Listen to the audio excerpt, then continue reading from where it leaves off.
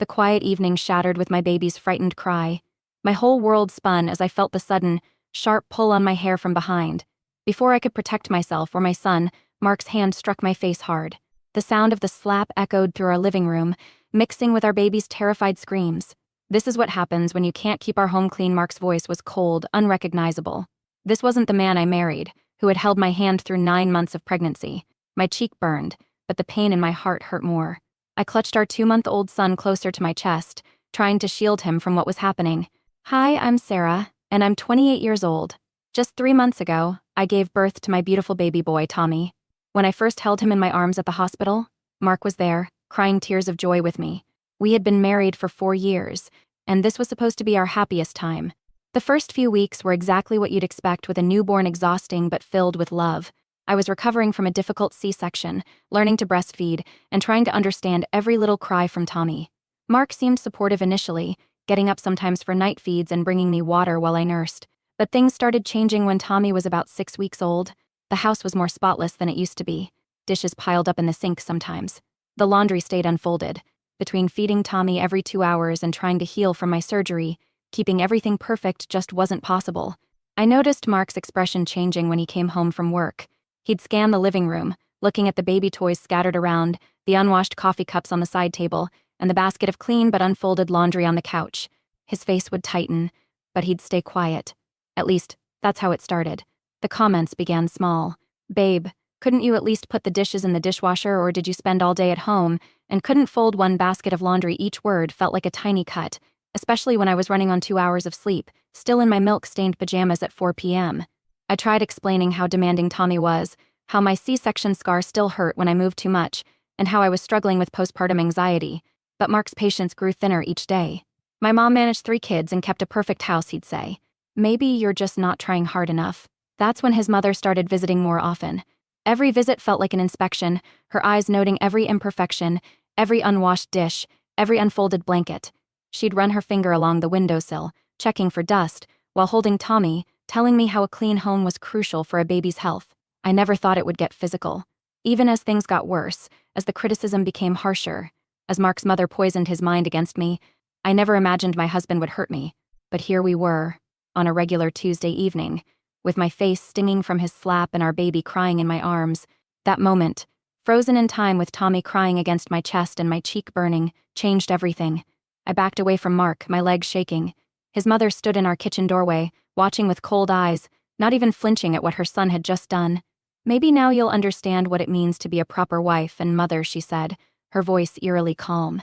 It was like she was talking about the weather, not watching her son hit his wife. I felt sick to my stomach. "Mark, please," I whispered, still not believing what had happened.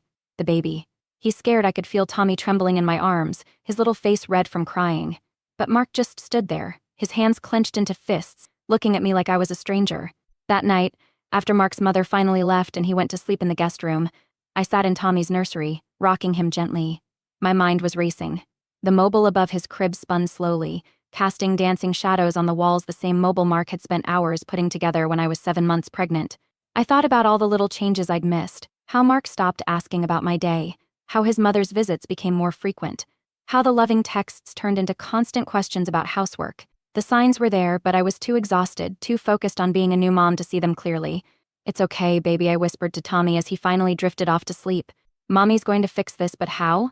I had no job. We'd agreed I'd stay home with Tommy for at least a year. My parents lived 3 states away. Mark controlled all our money. The next morning, while Mark was in the shower getting ready for work, I did something I'd never done before. I took pictures of my face where he'd hit me. My hands were shaking so badly. The first few photos were blurry. The red mark had turned into a light bruise. Then I texted my best friend, "Rachel, can you come over today? Please? It's important." Rachel had been trying to visit for weeks, but I'd always made excuses. Mark didn't like my friends coming over when the house was messy. Now I realized why he'd been isolating me, bit by bit. When Mark left for work, he acted like nothing had happened. He kissed Tommy's head and tried to kiss me too, but I turned away. "I expect this place to look better when I get home," he said, his voice carrying that new edge of threat. "Mom's coming over for dinner." As soon as his car pulled out of the driveway, I burst into tears. Tommy, sensing my distress, started fussing. I changed him, fed him, and put him in his bouncer.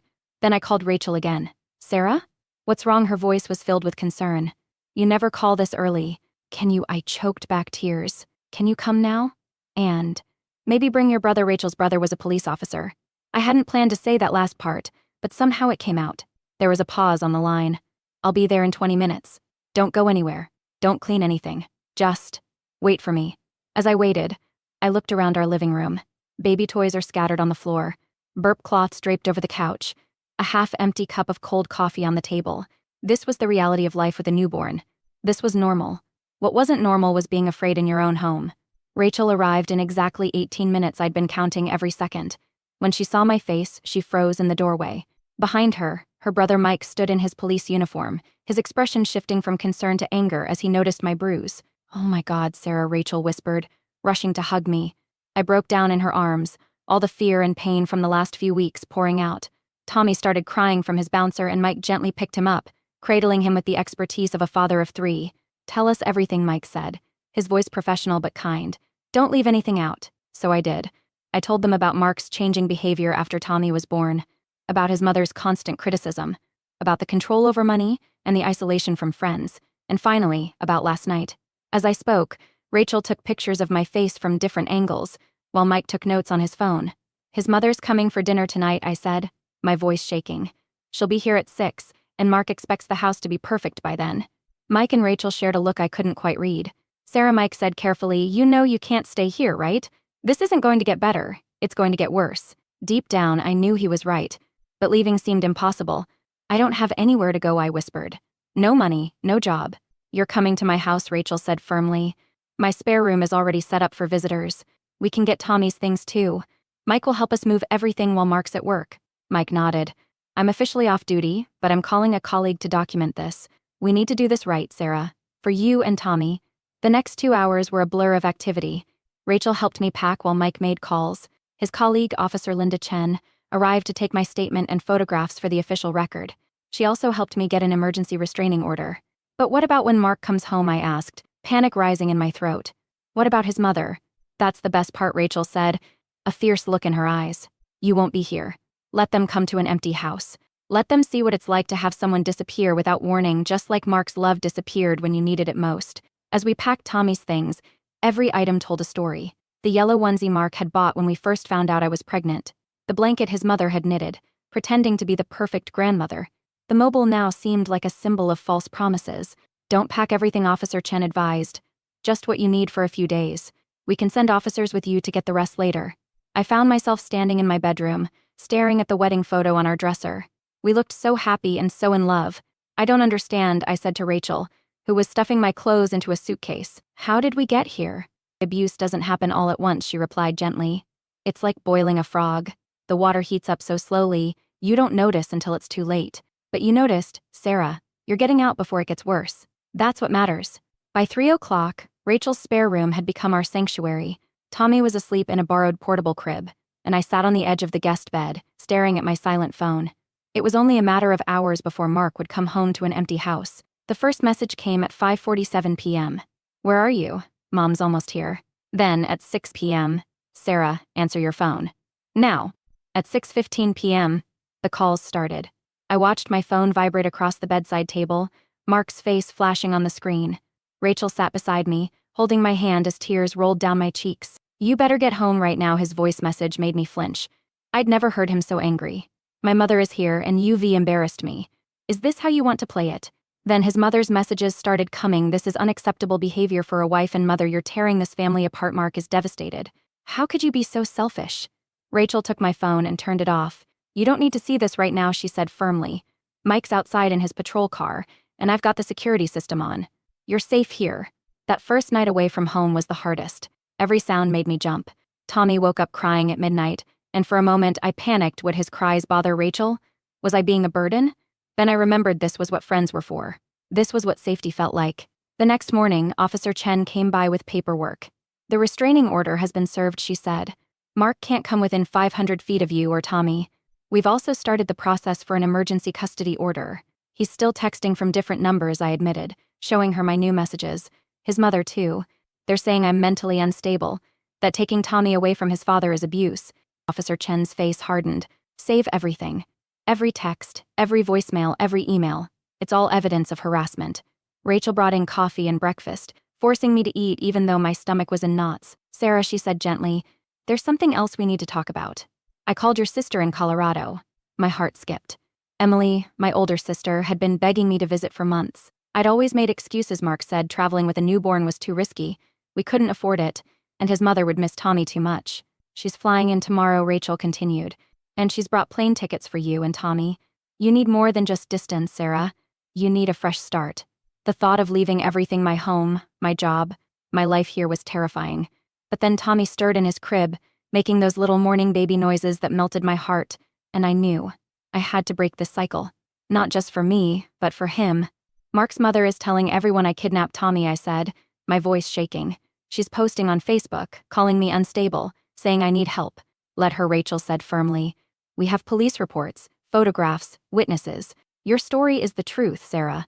Don't let them twist it. Emily arrived the next day looking exactly like the big sister I remembered, strong, determined, and ready to fight anyone who hurt her family.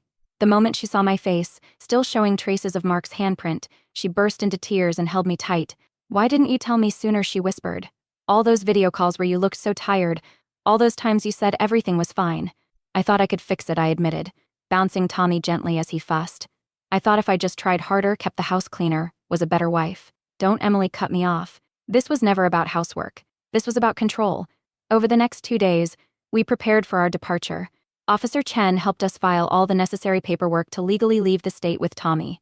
Rachel and her brother Mike documented everything: Mark's escalating messages, his mother's social media posts accusing me of being mentally ill, the growing list of flying monkeys they'd recruited to check on me. Mark's latest tactic was playing the devoted father. Please, his messages read, just let me see my son. You can't keep him from me. I'll do better, I promise. We can get counseling. But then his mother would message, right after you're sick, Sarah. You need help. A good mother wouldn't run away. A good wife wouldn't embarrass her husband like this. The night before our flight, I sat in Rachel's guest room, sorting through Tommy's clothes. Emily was helping me pack, choosing what to take and what to leave behind. Look at this, I said, holding up a tiny onesie. Mark's mother bought this. She said it was to remind me that Tommy was a real part of their family. The onesie read, Grandma's perfect little man. Emily took it and threw it straight into the donation bag. Tommy's going to have new clothes, she said firmly. Clothes without strings attached. That night, I could barely sleep. Every time I closed my eyes, I saw Mark's face twisted in anger, felt the sting of his hand, and heard his mother's cold voice approving of my discipline. But then Tommy would make a small sound in his sleep, and I'd remember why I had to be strong. The morning of our flight, Rachel drove us to the airport. Mike followed in his patrol car just in case. We'd received word that Mark had been asking around about our plans, trying to figure out where we were going. Remember, Officer Chen had said, you're not running away. You're escaping abuse. There's a difference. At the airport security checkpoint, I had to hand Tommy to Emily while I walked through the scanner. Those few seconds of separation made my heart race, but then he was back in my arms and we were walking to our gate. Rachel hugged me goodbye, crying. You're the strongest person I know, she whispered, and when you're ready to tell your story, I'll be here to back up every word. As our plane took off, I watched my city disappear beneath the clouds. Tommy slept peacefully in my arms, unaware that his whole world was changing. I thought about Mark, about his mother, about the life I'd thought I was building. Everything okay? Emily asked, squeezing my hand. I looked at my sleeping son, then at my sister. No, I said honestly, but it will be. 2 months into our new life in Colorado, I woke up to Tommy's morning babbles instead of anxiety. My tiny apartment wasn't perfect. Boxes still sat unpacked, and baby toys scattered the floor, but it was safe. It was ours. Emily helped me find a job working remotely as a customer service representative. It wasn't my dream career, but I could work while Tommy napped, and more importantly, it was money that Mark couldn't control. Each paycheck felt like another brick in the wall of our independence. The messages from Mark and his mother hadn't stopped completely, but they'd changed. Now they were mostly guilt trips through mutual friends. Mark misses his son so much his mother cries every time she sees Tommy's photos. They just want to be part of his life. But I had learned to see through the manipulation. My therapist, Dr. Roberts, helped me understand the cycle of abuse I'd been trapped in. Your house didn't have to be spotless, she'd told me. No home with a newborn is perfect. They used that to control you. One morning, as I was making coffee, my phone buzzed with a text from Rachel. She'd sent a screenshot of Mark's mother's latest Facebook post, a long rant about ungrateful wives and stolen grandchildren. Below it, Rachel had written, "Look how desperate they are. You must be doing something right." I smiled, remembering how those posts used to terrify me. Now they just seemed sad and desperate. Tommy was growing fast, hitting milestone after milestone in our peaceful new home. His first real laugh happened during a picnic in the park with Emily. His first time rolling over was on a playmat during a mommy and baby group, where I'd made my first local mom friends. "You're a different person now," Emily said one evening as we watched Tommy practicing his crawling. "You're you again." She was right. The scared, confused new mom who thought she deserved punishment for an imperfect house was fading away. In her place was someone stronger, someone who knew her worth. Last week, I finally felt ready to tell my story. I started a blog, not just about abuse, but about recovery, finding strength, about building a new life. Other mothers reached out, sharing similar stories, forming a community of survivors.